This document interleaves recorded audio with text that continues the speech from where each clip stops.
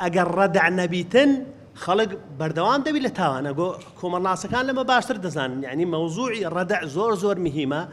ڕەدعی خاص هەیە و ڕەدعی عام هەیە لەبەر هەندێ ئەمن داوا دەکەم زۆر و هۆکارەکان گەلێک زۆرن پاشتر لەوانەیە بچین سەر مەوزوعی هۆکارەکان باز بکەین کە لۆ تاوانی کوشتن زیاد دەبی یاخود خۆکوژی کە دوو بابەتی جیانە وەک باسم کرد بەڵام ئەمن بە شێوەی گشتی کە ئەگەر تعریفێک یاخود پێناسەیەک لە بۆ کوشتن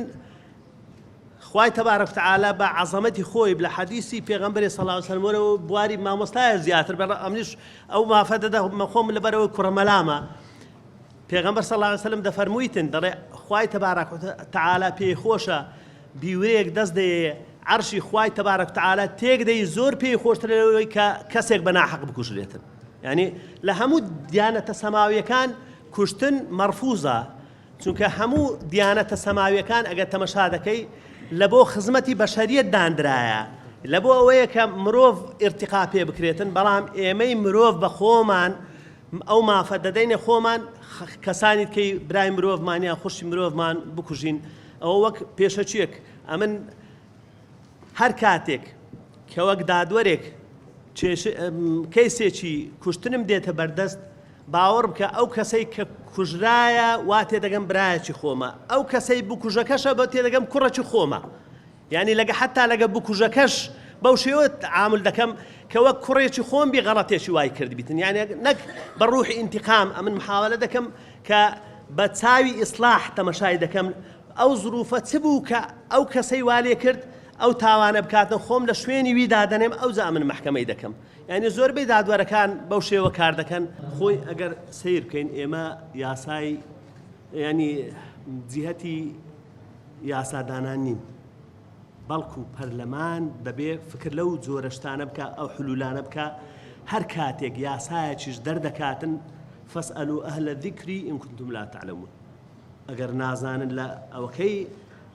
مەرج نییە ئەوانەی لە پەرلەمانن هەموو یاسا ناز بن هەموو یاسازان بن بەڵکو دەکرێت کە یاسایەک هەموار دەکەن مەسەلەن یاسای باری کەسی هەموار کراوە مەفروض وەیە چەند حاکمی محکەمەی ئەحوال شەخسی هەیە چەند ئیدعاام هەیە بانجیان کردبا لێیان پرسی بە کاکە ئەتوو مەشاکل لەگە چ مادەیەکی قانونیە لە قانونی ئەحوال شەخسی وەرە با عیلاج بکەین ئەمە کە قانونێشترماندانا مەشاکلی تەلاق و تەفریقی زیاد کرد معنای هیچمان نەکرد با هەتا بەیانی بڵێن وەڵای یاسایەک پێشکەوتن خوازە ئەتوو کە خێزانت تێکدا شیرازت پساند یاخود یاسای سزادانت هەموار کرد بەبێ ئەوەی پرس بە دادوەرەکانی لێکۆڵینەوە و تاوان و کەتن و ئەوانە بکەی و بانجیان کەی کاکە وەرە مەشاکلت چییە ئەتوو لە تەطبیقی ئەو قانونەی لە بەردەستە قانون عقوباتی زمارە 111 ساڵی 69 کە نخبەیەکی زۆر مهمی عێراقی ئەو قانونیان دانایە زۆر کەس دەڵێ قانونی بەعسە قانونی بەعس تقریبا 20 مادەیەکی هەیە 20 مادەیەکی هەیە لە مەسلحەتی حیزبی بەعس بوو کە زڵدی ماسۆنیەت و زڵدی ئەوانە ئەو ئیشی پێ ناکرێت سەڕاجورە ئەوی تر هەموو لە بۆ کۆمەلگا یاسایەکانیمە ئەمن دەمەوێت شتێشتران لە بۆ باز بکەم زۆربەی یاسایەکانیمە لە یاسای فەڕەنسی وەرگیرایە لە بەریتانی وەرگیرایە لەوانە وەرگیرایە لە مصری وەرگیرایە سەنهوری کە مامۆستا بۆ لێرانە منیر قازی ئەوانە مامۆستایەکان بوونە مشەڕی عێراقی بوونە ئەوان لە چیان وەرگرتیە ئەوان کە لە فەڕەنسی ئەوانە ئەمن ساڵی 2006 بابەتێک هەبوو ڕەهنی ئەموالی منقول وەلەو بابەتەکە دەردەچم تقریبا ڕەهنی ئەموالی منقول کە نییە لە وڵاتە عەرەبیەکان و شەرق الئەوسەط نییە بەڵام لە وڵاتە ئەوروپیەکان هەیە لە کەنەدا هەیە لەوانە هەیە پرۆفیسۆرێک کەنەدی هات چەند جارێک دانیشتی لێرە لە ئەستەمبۆل لەوانە تقریبا 15 کۆبوونەوەمان هەبوو ئەمن و مەجموعەیەک حاکمیت کە بوون و یاساناست کە بوون لەگەڵی دانیشتین ئەو پرۆفیسۆرە ناوی کیومان بوو عمری 97 ساڵ بوو گوتی ئەمن قانونی مەدەنی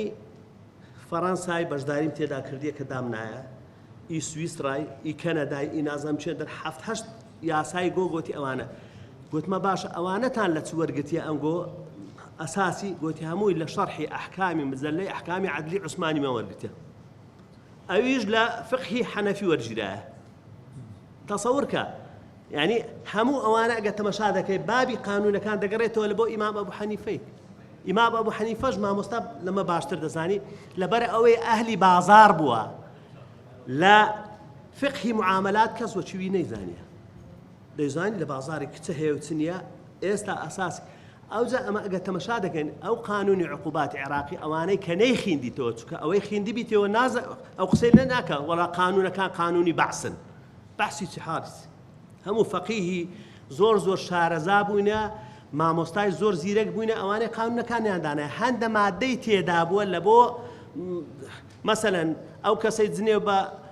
ڕئیس جمهوریە بدا ئەوە حکومەکەی ئیعدامە یان وایان پاشتر وایان لێکرد زمانیان دەبڕی نازەم چ ئەوە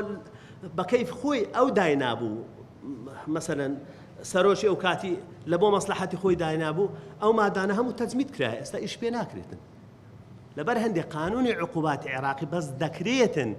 ئێستا ئەمە مواکەبەی عەولەمە بکەین چۆن مواکەبەی عەولەمە بکەین هەندە جەریمە هەیە ئێستا لە قانونی عقوبات باسی نەکردیە جەرایمی ئەلکترۆنی ئێستا لە زۆربەی وڵاتەکان تەمەشا دەکەی قانونی خاصی خۆیە ئەمە قانونی خراپ بەکارهێنانی ئیتصالاتمان هەیە ئەو قانونە ئەمە هەیتمان ئەو قانونە لە بۆ 10 ساڵ پێش ئێستا باش بەس لۆ ئێستا باش نییە کاکە ئەتوو وەرە تەمەشاکە مەوزوعی ئەنتەرنێت تەمەشا دەکەی کابرا دێتن ڕسمی ئافرەتەکی لە حەفلەکی دەردەینیتن ڕسمەکی ڕووتی لەگە بڵاو دەکاتەوە لە بۆ باب و برای دەنێریتن مجتەمەعەکەمەش ئیوەی نییە بێتن لێ بکۆڵتەوە یان عالمی وامان هەبیتن بزانیتن ئەوە ئایا مفەبرەکە فۆتۆشۆپە چییە یەکسەر کچەی دەکوژیتن پێشی ئەوەی ئەوە بکە بە وسکتیش دەیبا لە جێیەکی مەیتەکەشی کەس نازانین لە چێندرە ئەمە دەبی بێن پێشی هەموو شتێکی ئەگە بمانەوێتن دەبی تربیەی ئەلکترۆنیمان هەبی دەرسێکمان هەبیتن لە مەدرسەکان بە ناوی ئەتەربیە ئەلکترۆنیە منداڵەکانمان فێرکەن لە ئیبتیدایی ڕاهەتا ئەوە چۆن تەعامل لەگەڵ ئامێرەی دەکەن ئەگەر نا ئەمە بە خۆمان بەڕێی ڕاستی پێپشان نەدەین کەسانی شارەزا مامۆستا پێی نەڵێتن چۆن بەکاردێ ئەو بە خراپی بەکاری دەینیتن بە خراپی بەکاری دەین وە لە دادگاکان ڕێکارەکان زۆر دوا دەکەون سەبەب زۆر دوا دەکەون ئەوەش یەک لە ئەسبابەکانە کە جەریمە زیاتر بی زۆر جار هەیە تاوان کابرا یەکەچی لێ کوژرایە تەمەشا دەکاتن ئەوە بۆ 2 ساڵ 3 ساڵ کابرای بکوژ لە ژۆرەیە هەر جارە دەیهینێ محکەمەی تەمەشای دەکاتن ملی ئەوەندەی لێ هاتیە هەندی برنج و مەرەگەی بدەنێ و لەبەر سپریتی بیتن هێشتا محکەمە نەکرایە کە سوکاری منداڵەکانی کوژرایەکەش لەناو محکەمەی چاوێن پێ دەکەوی کورەوە قاتیلەکەی بام جاریت کە گەلک زەعیفتر بوو ئێستا قەڵەوتر بووە یعنی لە زیاتی ئەوەی کە زووترین کات سزا بدرێتن ئەوجا عیلاجی وەشمان هەیە من لە 2003 ئەمن عیلاجاتم بەرز کردیتەوە لە بۆ جیهاتی ئەوە بەڵام کەس جێر ناداتی